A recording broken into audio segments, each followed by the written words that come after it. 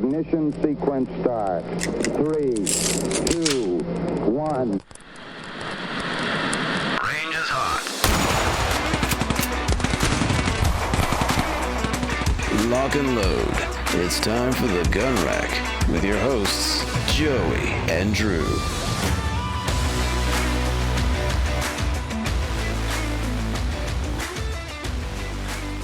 Okay, welcome to the Gun Rack, Sonoran Desert Institute School of Fire Technology's official podcast. I'm Josiah Uppercuts. Call me Joey, and with me we have one Drew Poplin, and we are rolling in it today. We're about to have Constitution Day, which means it means a lot of things, but for one, it means Drew gets a day off that I don't, which is always fun. Is that Monday? Is Monday Constitution Day? I don't think I have the day off. Really? I don't think so. I'll have to double check. I thought I still took Constitution Day off. Dang it. Okay. I've been out of the loop for a while. You know. Maybe they did back in the day. In 2 weeks, I will have been away from SDI in a full-time capacity for a full year, and that's all I feel like. Yeah, I'm saying though. So we've got a pretty good topic for you guys this week. We'll be talking about Constitution Day quite a bit, and I've got some fun little side portions of that I can share with you. We do have something very important to cover before we do that, though.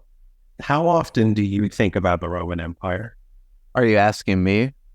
Yes, you'll be and the audience. I was saying, because you'll be the fourth person that's asked me that in a span of like 30 hours. Yeah. Apparently, there's this trend that's going on TikTok. And basically, it's like, ladies, how often does your man think about the Roman Empire? And so I don't know if you've heard this or you've been asked this yet, but I've had... I have. You got me rolling a little bit when I saw this in the show notes. I had Sarah, our friend Sarah Wilson, send me a message and say, hey, how often do you think about the Roman Empire? And it doesn't quite work for me the same as it does. Like, I listen to a podcast about the Roman Empire, like, all the way through, and then I just start over and over and over again. Mm-hmm. So, like, I'm probably not the right person to ask that, because the answer is probably 10 to 15 times a day. Mike Duncan's History of Rome, though, is one of the best podcasts that's ever made. If you're interested in some really good history podcasts, that's a good one. Yeah, I need to check that out. Yeah, and what's actually fun is I work at a museum now. It's just that to a certain extent, you are playing with lots of different departments, and you're going out and you're meeting people, and there's all sorts of interesting dynamics that you just don't get when you work at a trade school, right? It's just a totally different. They're education related, but they're sufficiently separate that it's a lot of the skills are not, what's the word? There's not a lot of crossover. There's no point.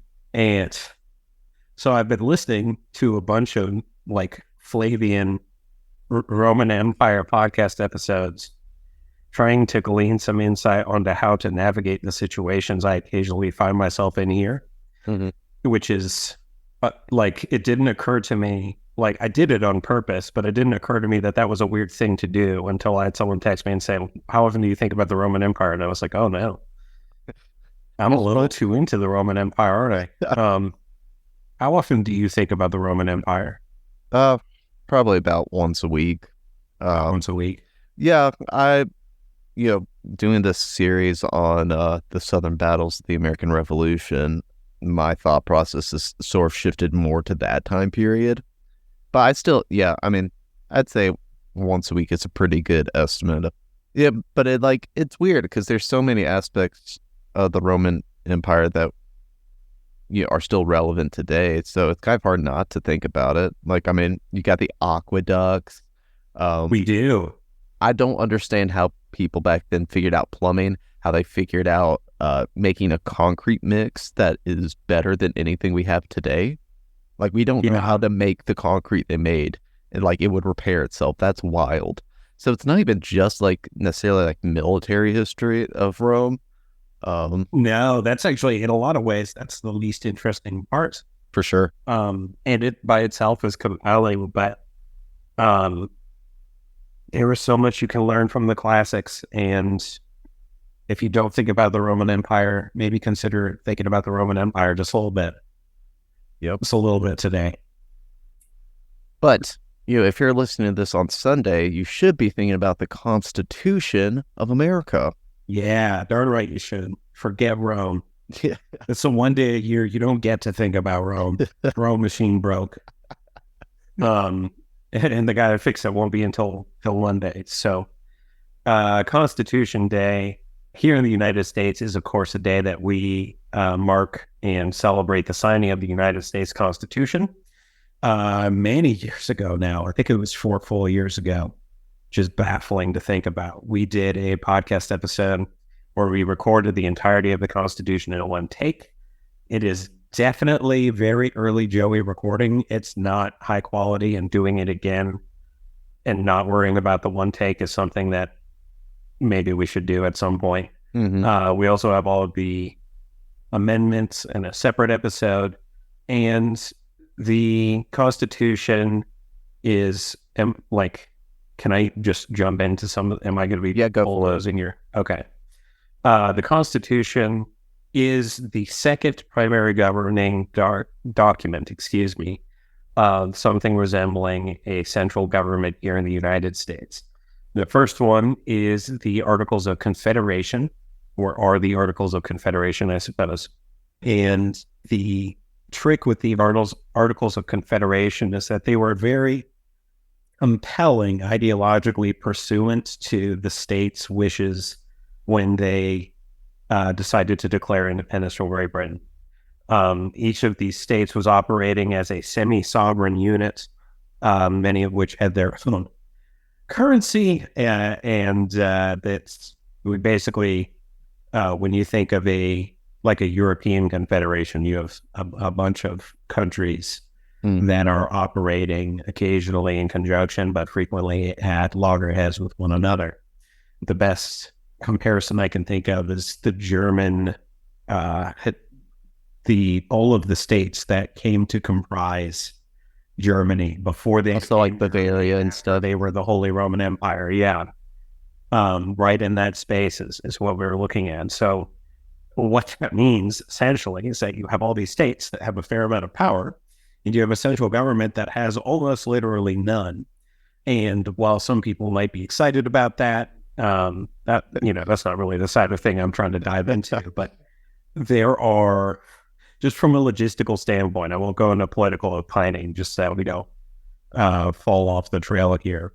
If you give an entity, any entity, it could be a small business, it can be a department in that business, it could be a single dude, an assignment, a set of responsibilities, and then do not give him or her any sort of resources to accomplish that mandate, you are going to get either no realization of that mandate, or a very poor realization of that mandate, or a genius. Those are your options. And when you get a large scale of operating a nation, even a low authority nation like the United States of America were at that time, it's just not possible. It just was not possible. So these 13 states were capable of ruling themselves functionally. There was a one-house body of delegates in which each state has a vote, which is to say very similar to our current Senate, actually. No executive power, which, a sore spot for us historically. However, any legislation required a supermajority. 9 of the states had to agree to it, which is hard to do. Any amendments had to be unanimous, and it's anything that they were that required resources to do, they did not have the ability to secure those resources. They did not have the authorization to tax, and they could create currency themselves, but no one would respect it. Actually, the use of British pounds post Britain was very, very common because it had a standard do it, and the central government did not. And so to counter this, right, Congress says, okay, states, we can't raise money, therefore you need to raise money. to make any of this work on any level, and 12 of them said yes, and Rhode Island said no, and you had to have all 13 say yes to get something to roll. And for those of my American historian homies out there, you probably already know what was the first state to secede from Great Britain. It was Rhode Island. Say it was the last one to ratify the Constitution of the United States. It was Rhode Island. They have always been this way. This is just what they do. I'm not sure whether to be frustrated with them or just respect them for the sheer individualism. No, they roll somewhere between radical libertarian and radical liberal, and it's a very interesting. Their Rhode Island state history, as it goes to power politics, is fascinating stuff. But anyway, Congress doesn't have the means to secure revenue. They don't have the means to enforce revenue from states. So they exist, but they're mostly just a building in which states meet and then don't agree on things. So let's get into Shays' Rebellion very quickly. The Revolutionary War ends, and there is the issue of paying our soldiers and also paying people from whom we took stuff. And additionally, paying off British folks whose stuff we took, which actually was a part of our agreement there to close out the war. That's in our treaty, is that British people have to be given some sort of reparation for all this stuff that's been taken from them. So there's a lot of debt, and inexplicably, the thing that countries do almost invariably when there's not enough money to go around is not pay the soldiers. So farmers were going out fighting in the American Revolution and coming back to foreclosed homes, and they could not pay off a foreclosure, or they could not stave off a foreclosure, more likely because the United States didn't pay them like they were supposed to. It'd be like the bank foreclosing on your mortgage because the person you contracted with to build their DEAC never bothered to pay. Like it's just a miserable situation to be in, right? Congress can't do anything.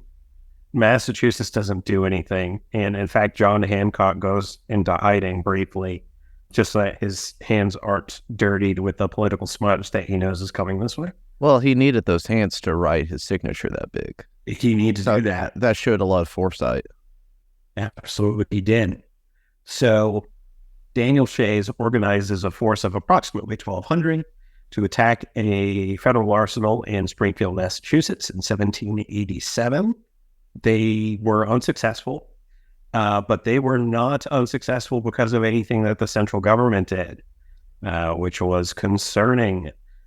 So we now have a central government that A, cannot pay its soldiers, and B, cannot defend itself from marauders, as they, no matter how principled these marauders happen to be.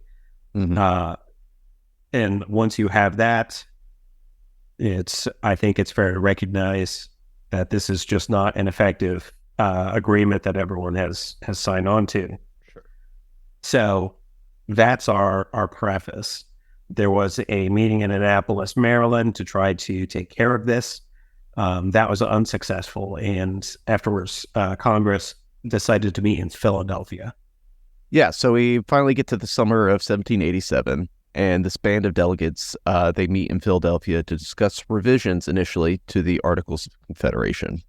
So each state sent their delegates to Philadelphia, but funny enough, as you can imagine, no one really arrived at the same time. There was a lot of waiting early on. If I remember correctly, I think it was like the Pennsylvania and the Virginia delegates were there, or maybe it's the Pennsylvania and Massachusetts delegates. They were there just kind of waiting for everyone to show up until they had enough people to have a quorum.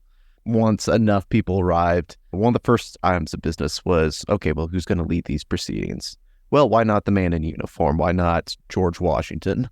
I mean, after all, he did show up in military uniform, and he was asked to attend. And hey, that's a really good role for him to serve, I guess, during these meetings. Other famous figures were there. James Madison, who would go on to be called the father of the Constitution. You had Alexander Hamilton, who had a musical made after him. And Benjamin Franklin, who I think should have a musical made about him, if you ask me. Yes. But eventually everyone else just sort of funneled in. Well, that is everyone except the delegates from Rhode Island, and that was because they just didn't really send anyone to the Constitutional Convention. Yeah. So it soon became clear that this convention would not involve just a reworking of the Articles of Confederation, but the creation of a whole new system of government. So, they got to work. After all, there was a lot of stuff that they needed to hash out. One of the major issues was balancing large versus small states' interests. So you had Virginia, a representative from Virginia. The plan would be called the Virginia Plan. But basically they proposed, hey, we don't think it's fair that everyone has the same amount of representatives because you have some states that are a lot smaller. And so we think some of these bigger states, we should have more representation because we have more population and we bring more wealth. Of course, the smaller states were not a fan of this, and they proposed the New Jersey Plan, which was something more in line with what the Articles of Confederation were with equal representation. Eventually, there was a compromise called the Connecticut or the Great Compromise. Basically, it proposed a bicameral legislature with the proportional representation like you'd see in the Virginia Plan in the lower house, so the House of Representatives, and then you'd have equal representation of the states in the upper house, aka the Senate. What you smiling about? I'm the Senate. You are the Senate? I am the Senate. Oh, sorry. And then all revenue measures would originate in the lower house, so the House of Representatives. Then they also established term limits for each of these houses, and that compromise was approved on July 16th. One of the other things that would happen was they figured out the three branches of government that we have today, the judicial branch, the legislative branch, and executive branch, which is, I'm sure that's when you learn about the Constitutional Convention in school, if you learned about it, a lot of the talks you heard was centered around, the formation of these branches of government. But another hot button issue was the issue of slavery. Now, this wasn't so much whether slavery should exist or should it not, but more so how much the slave population would contribute to a state's representation on a governmental level. So let's take Virginia, for example. Virginia, it was a state that had a lot of slaves. Theoretically, that meant they had a higher population, and if representation was based on population, then the state would have a greater number of representatives in the House. So eventually, there was a lot of debate back and forth. Eventually, they decided that for every 5 enslaved persons, 3 of them would be counted for representation and tax purposes. In addition, they agreed to something called the Slave Trade Compromise, which basically prohibited Congress from banning the Atlantic slave trade before 1808. Just side note, all these meetings and stuff happened behind locked doors and, guarded. It was guarded pretty heavily. The delegates felt it was necessary. I found it a little bit eyebrow raising, but I digress. So, the Constitution was now complete, but now came the really hard part, which was getting everyone to vote for it. So, on September 17th, 1787, at the Constitution's Convention's conclusion, 39 of the 55 delegates signed the new Constitution. However, the Founding Fathers decided that in order for the Constitution to become official, 9 of the 13 states had to ratify it, which, fair enough. This led to intense debates back and forth, both in favor of the Constitution and against it. So you had the Federalists that were in favor of the Constitution and the Anti-Federalists who didn't want to vote yes on it. So the thing is, both sides, we can assume both sides wanted to still maintain liberty and freedom. But the Federalists, they believed that a strong central government was not only helpful, but it was vital to, America's chances at success. There's the famous quote of a more perfect union, unquote. And then on the other side, you had the Anti-Federalists who were worried that the Constitution as it was would just end up creating another tyrant. in order to convince the different voters that the Constitution should be approved, you had Alexander Hamilton, John Jay, and James Madison write a bunch of essays, and these would be published oftentimes in the newspapers. They'd go on to be called the Federalist Papers, basically defending the Constitution.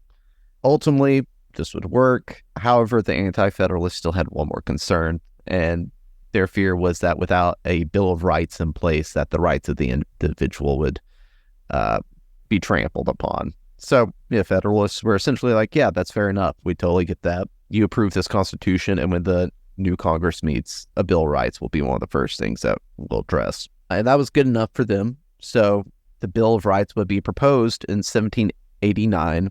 The Constitution would officially be ratified in 1790. And then the following year in 1791, the Bill of Rights would be ratified as well. And that's how we got the Constitution, folks. Yes, sir. Yeah, Joey, do you just want to add a couple closing thoughts? Yeah. Maybe some musings?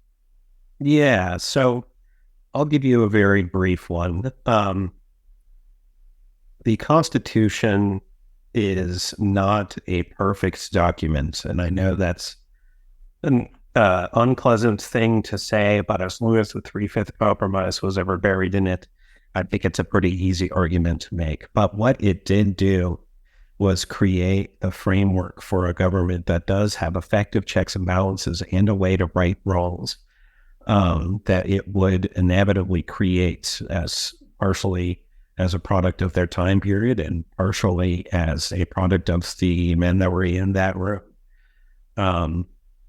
It is one of the, in terms of political documents, we're talking about the Declaration of the Rights of Man and of the Citizen. I think I said that correctly, which is French.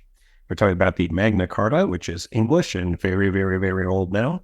And we're talking about the Constitution of the United States of America with its amendments in terms of profound documents with significant impact on the Western world. So it's a weird thing, a lot of people think, to have a day dedicated to that thought. But imagine the world in which we live if this was not created to impact our lives here as Americans. Couldn't have said it better myself, sir. All right. Yeah, this has been a bit of a bridged episode, but kind of necessary. And we want you guys to go off and enjoy your Constitution Day or whenever you're listening to this. Yes, sir. That is the gun rank. Have fun out there. Happy Constitution Day, and we will see you at the range. Sonoran Desert Institute is an online school accredited by the DEAC. It is headquartered at 1555 West University Drive in Tempe, Arizona. For more information about how you can craft your firearms future, visit sdi.edu.